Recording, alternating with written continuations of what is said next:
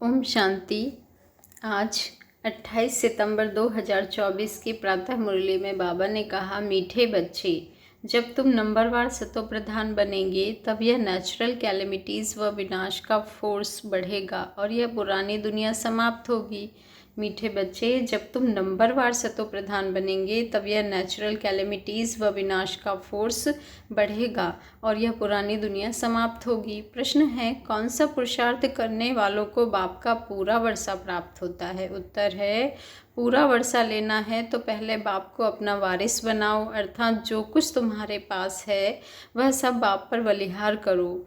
बाप को अपना बच्चा बना लो तो पूरे वर्षे के अधिकारी बन जाएंगे। और सेकंड पॉइंट है, संपूर्ण पवित्र बनो। क्या करो? संपूर्ण पवित्र बनो, तब पूरा वर्षा मिलेगा। संपूर्ण पवित्र नहीं तो मोचरा खाकर थोड़ी सी मानी रोटी मिल जाएगी। ओम शांति। बच्चों को सिर्फ एक की याद में नहीं बैठना है, 3 की याद में बैठना है। भले एक ही है परंतु तुम जानते हो वह बाप भी है, शिक्षक भी है, सद्गुरु भी है। हम सबको वापस ले जाने आए हैं। यह नई बात तुम ही समझते हो। बच्चे जानते हैं वह जो भक्ति सिखाते हैं, शास्त्र सुनाते हैं, वह सब है मनुष्य। इनको तो मनुष्य नहीं कहेंगे ना। यह तो है निराकार। निराकार आत्माओं को बैठ पढ़ाते हैं, आत्मा शरीर द्वारा सुनती है। यह ज्ञान बुद्धि में होना चाहिए। अभी तुम बेहद के बाप की याद में बैठे हो। बेहद के बाप ने कहा है, रूहानी बच्चों, क्या कहा? रूहानी बच्चों, मुझे याद करो तो पाप कट जाएं। यहाँ शास्त्र आदि की कोई बात नहीं है। बच्चे जानते हो बाप हमको राजयोग सिखला रहे हैं। कितना भारी टीचर है, ऊंचते ऊंच तो पद भी ऊंचते ऊंच प्राप्त कराते हैं। जब तुम सतो प्रधान बन जाएंगे नंबरवार पुरुषार्थ अनुसार, तब फिर लड़ाई होगी, नेचुरल कैलेमिटीज़ भी होगी। याद भी जरूर करना है, बुद्धि में सारा ज्ञान भी होना चाहिए। सिर्फ एक ही बार पुरुषोत्तम संगम युग पर बाप आकर समझाते हैं नई दुनिया के लिए। छोटे बच्चे भी बाप को याद करते हैं। तुम तो समझदार हो ना बच्चे, जानते हो बाप को याद करने से विकर्म विनाश होंगे और बाप से उच्च पद पाएंगे। यह भी जानते हो इन लक्ष्मी नारायण से नई दुनिया में जो पद पाया है वह शिव बाबा से ही पाया है। यह लक्ष्मी नारायण ही फिर 84 का चक्र लगाकर अभी ब्रह्मा सरस्वती बने हैं। यही फिर लक्ष्मी नारायण बनेंगे। अभी पुरुषार्थ कर रहे हैं। सृष्टि के आदि मध्य अंत का ज्ञान तुमको है। अब तुम अंधश्रद्धा से देवताओं के आगे माथा नहीं झुकाएंगे। देवताओं के आगे मनुष्य जाकर अपने को पतित सिद्ध करते हैं, कहते हैं आप सर्वगुण संपन्न हैं, हम पापी विकारी हैं, कोई गुण नहीं है। तुम जिनकी महिमा गाते हो अभी तुम स्वयं वह बन रहे हो। कहते हैं बाबा यह शास्त्र आदि कब से पढ़ना शुरू हुआ है? बाप कहते हैं बच्चे, जब से रावण राज्य शुरू हुआ है। यह सब है भक्ति मार्ग की सामग्री। तुम जब यहाँ बैठते हो ना बच्चे, तो बुद्धि में सारा ज्ञान धारण होना चाहिए। बाबा कहते सुनते सुनते ज्ञान क्या होना चाहिए? धारण होना चाहिए। यह संस्कार आत्मा ले जाएगी। भक्ति के संस्कार नहीं जाने हैं। भक्ति के संस्कार वाले पुरानी दुनिया में मनुष्यों के पास ही जन्म लेंगे। यह भी जरूर है तुम्हारी बुद्धि में यह ज्ञान का चक्र चलना चाहिए। साथ साथ बाबा को भी याद करना है। बाबा हमारा बाप भी है। बाप को याद किया तो विकर्म विनाश होंगे। बाबा हमारा टीचर भी है तो पढ़ाई बुद्धि में आएगी। और सृष्टि चक्र का ज्ञान तो बुद्धि में है, जिससे तुम चक्रवर्ती राजा बनेंगे। याद की यात्रा चल रही है। ओम शांति। भक्ति और ज्ञान। बाप को कहा जाता है ज्ञान का सागर। उनको भक्ति का सारा मालूम है। भक्ति कब शुरू हुई, कब पूरी होगी, मनुष्यों को यह पता नहीं है बच्चे। बाप ही आकर समझाते हैं, सतयुग में तुम देवी देवता विश्व के मालिक थे। वहाँ भक्ति का नाम नहीं, एक भी मंदिर नहीं था, सब देवी देवता ही थे। पीछे जब आधी पुरानी दुनिया होती है, यानी 2500 वर्ष पूरे होते हैं, अथवा त्रेता और द्वापर का संगम होता है, तब रावण आता है। बाबा ने कहा संगम तो जरूर चाहिए। त्रेता और द्वापर के संगम पर रावण आते हैं, जबकि देवी देवता वाम मार्ग में गिरते हैं। यह सिवाय तुम्हारे कोई नहीं जानते हैं बच्चे। बाप भी आते हैं कलयुग अंत और सतयुग आदि के संगम पर, और रावण आता है त्रेता और द्वापर के संगम पर। अब उस संगम को बाबा ने कहा, अब उस संगम को कल्याणकारी नहीं कहेंगे, उनको तो अकल्याणकारी ही कहेंगे। बाप का ही नाम कल्याणकारी है। द्वापर से अकल्याणकारी युग शुरू होता है। बाप तो है चैतन्य बीज रूप। बाबा क्या है? चैतन्य बीज रूप है। उनको सारे झाड़ की नॉलेज है। वह बीज भी अगर चैतन्य हो तो समझावे, मेरे में यह झाड़ ऐसे निकलता है, परंतु जड़ होने के कारण बता नहीं सकता। बाबा ने कहा हम समझ सकते हैं कि बीज डालने से पहले झाड़ छोटा सा निकलता है, फिर बड़ा हो फल देना शुरू करता है, परंतु चैतन्य ही सब कुछ बता सकते हैं। दुनिया में तो आजकल मनुष्य क्या क्या करते रहते हैं, इन्वेंशन निकालते रहते हैं, चंद्रमा में जाने की कोशिश करते हैं। यह सब बातें अभी तुम सुन रहे हो बच्चे। चंद्रमा तरफ कितना ऊंचा लाखों माइल्स तक चले जाते हैं जांच करने के लिए कि देखें चंद्रमा क्या चीज़ है। समुद्र में कितना दूर तक जाते हैं, जांच करते हैं, परंतु अंत पा नहीं सकते बच्चे। पानी ही पानी है। एरोप्लेन में ऊपर जाते हैं, उन्हों को पेट्रोल इतना डालना है जो फिर वापस भी आ सके। आकाश, बाबा ने कहा आकाश बेहद है ना, आकाश बेहद है ना, सागर भी बेहद है। जैसे ये बेहद का ज्ञान सागर है, वह है पानी का बेहद का सागर। आकाश तत्व भी बेहद है, धरती भी बेहद है। चलते जाओ, सागर के नीचे फिर धरती है। बाबा ने कहा पहाड़ी किस पर खड़ी है? धरती पर। फिर धरती को खोदते हैं तो पहाड़ निकल आता है, उसके नीचे फिर पानी भी निकल आता है। सागर भी धरती पर है, उसका कोई अंत नहीं पा सकते हैं बच्चे कि कहाँ तक पानी है, कहाँ तक धरती है। परमपिता परमात्मा जो बेहद का बाप है, उनके लिए भी बेअंत नहीं कहेंगे।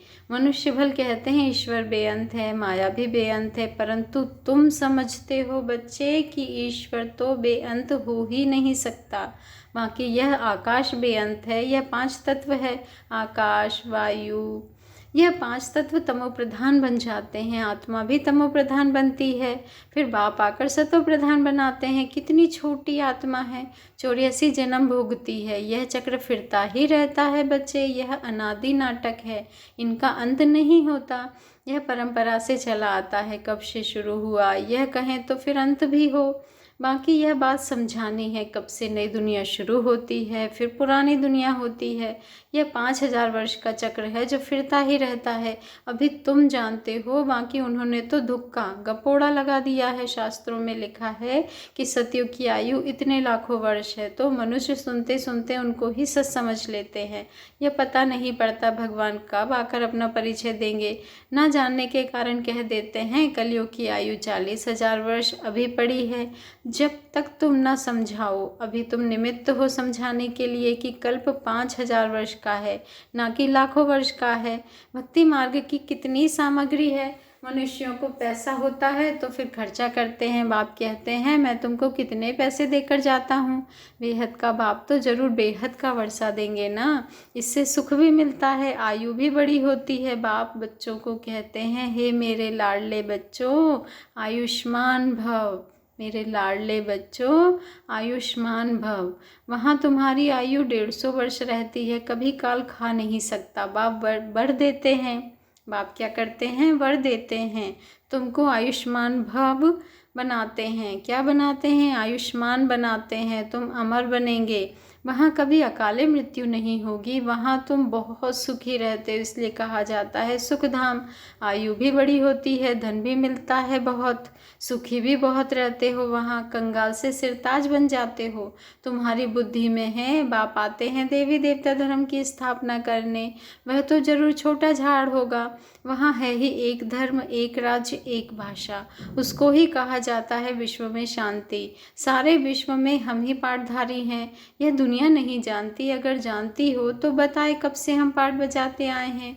अभी तुम बच्चों को बाप समझा रहे हैं। गीत में भी है ना, बाबा से जो मिलता है सो और कोई से नहीं मिलता। सारी पृथ्वी आसमान सारी विश्व की राजधानी दे देते हैं। ये लक्ष्मी नारायण विश्व के मालिक थे, फिर बाद में जो राजाएं आदि होते हैं वह भारत के थे। गायन भी है जो बाबा देते हैं, वह और कोई नहीं दे सके बच्चे, बाप ही आकर प्राप्ति कराते हैं। तो यह सारा ज्ञान बुद्धि में रहना चाहिए, जो कोई को भी समझा सको, इतना समझने का है। अब समझा कौन सकते हैं? जो बंधन मुक्त हो। बाबा के पास जब कोई आते हैं तो बाबा पूछते हैं कितने बच्चे हैं, तो कहते हैं बाबा 5 बच्चे हैं। 5 बच्चे अपने हैं और छठा बच्चा शिव बाबा है।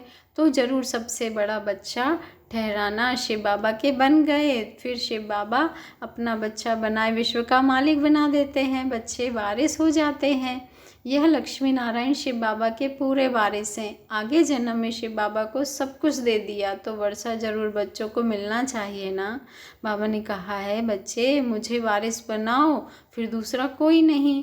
कहते बाबा यह सब कुछ आपका है, आपका फिर हमारा है। आप हमको सारे विश्व की बादशाही का वर्षा देते हो, क्यों? क्योंकि तुमको जो कुछ था वह दे दिया। ड्रामा में नूंद है ना बच्चे। अर्जुन को विनाश भी दिखाया तो चतुर्भुज भी दिखाया। अर्जुन कोई और तो नहीं है, इनको साक्षात्कार हुआ, देखा राजाई मिलती है तो क्यों ना शिव बाबा को वारिस बनाऊं। वह फिर हमको वारिस बनाते हैं। यह सौदा तो बहुत अच्छा है बच्चे। कभी कोई से कुछ पूछा नहीं, कभी कोई से कुछ पूछा नहीं, गुप्त सब कुछ दिया। इनको कहा जाता है गुप्त दान। किसको क्या पता। बाबा ने कहा इन्हों को क्या हो गया, किन्हों को समझा। बाबा ने कहा इन्हों को क्या हो गया, किन्होंने समझा, इनको वैराग्य आया, शायद सन्यासी बन गया। तो यह बच्चियां भी कहती हैं 5 बच्चे तो अपने हैं, बाकी 1 बच्चा हम इनको बनाएंगे। इसने भी सब कुछ बाबा के आगे रख दिया जिससे बहुतों की सर्विस हो। बाबा को देख सबको ख्याल आया, सब घर बार छोड़ भाग आए। बाबा ने कहा वहाँ से ही हंगामा शुरू हुआ घर बार छोड़ने की। उन्होंने हिम्मत दिखाई। शास्त्रों में भी लिखा है भट्टी बनी थी। क्यों? क्योंकि उन्हों को एकांत जरूर चाहिए, सिवाय बाप के और कोई याद ना रहे, मित्र संबंधियों आदि की भी याद ना रहे, क्योंकि आत्मा जो पतित बनी है उनको पावन जरूर बनना है। बाप कहते हैं, क्या कहते हैं कि बच्चे गृहस्थ व्यवहार में रहते पवित्र बनो।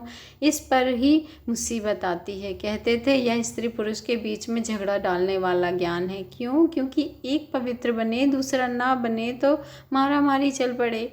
इन सब ने मारे खाई है, क्योंकि अचानक नई बात हुई ना। सब आश्चर्य खाने लगे बच्चे, यह क्या हुआ जो इतने सब भागते हैं। मनुष्यों में समझ तो नहीं है। इतना कहते थे कोई ताकत है। क्या कहते थे वो लोग कि कोई ताकत है। ऐसा तो कभी हुआ नहीं जो इतना अपना घर बार छोड़ भागे। ड्रामा में यह सब चरित्र शिव बाबा के हैं। कोई हाथ खाली भागे यह भी खेल है। घर बार आदि सब छोड़ भागे, कुछ भी याद नहीं रहा। बाकी सिर्फ यह शरीर है जिससे काम करना है। आत्मा को भी याद की यात्रा से पवित्र बनाना है, तभी पवित्र आत्माएं वापस जा सकती हैं। स्वर्ग में अपवित्र आत्मा तो जा ना सके, कायदा नहीं है।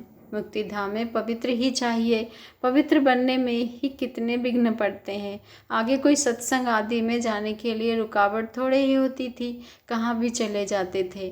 यहाँ पवित्रता के कारण विघ्न पड़ते हैं, यह तो समझते हैं।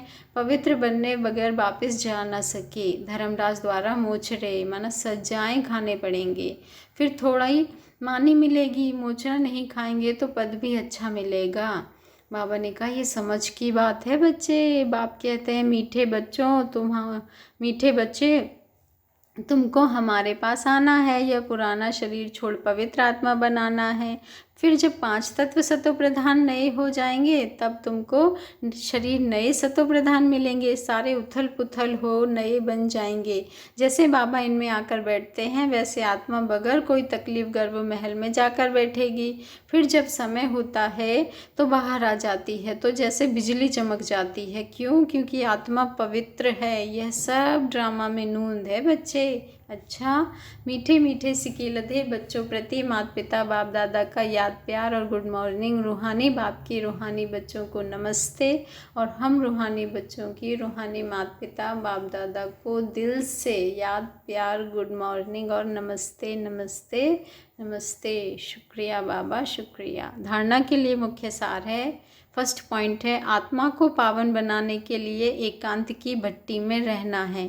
एक बाप के सिवाय दूसरा कोई भी मित्र संबंधी याद न आए। सेकंड पॉइंट है बुद्धि में सारा ज्ञान रख बंधन मुक्त बन दूसरों की सर्विस करनी है। बाप से सच्चा सौदा करना है। जैसे बाप ने सब कुछ गुप्त किया ना बच्चे, ऐसे गुप्त दान करना है। वरदान है माया के विकराल रूप के खेल को साक्षी होकर देखने वाले माया जीत भव। माया के विकराल रूप के खेल को साक्षी होकर देखने वाले मायाजीत भववाच का स्वमान है। मैं मायाजीत आत्मा हूँ। मैं माया के विकराल रूप के खेल को साक्षी होकर देखने वाली मायाजीत आत्मा हूँ। माया को वेलकम करने वाले उसके विकराल रूप को देखकर घबराते नहीं हैं। साक्षी होकर खेल देखने से मज़ा आता है। क्यों? क्योंकि माया का बाहर से शेर का रूप है, लेकिन उसमें ताकत बिल्ली जितनी भी नहीं है बच्चे। सिर्फ आप घबरा कर उसे बड़ा बना देते हो। क्या करूं, कैसे होगा? लेकिन यही पाठ याद रखो कि जो हो रहा है वो अच्छा और जो होने वाला है वो और अच्छा। साक्षी होकर खेल देखो तो मायाजीत बन जाएंगे।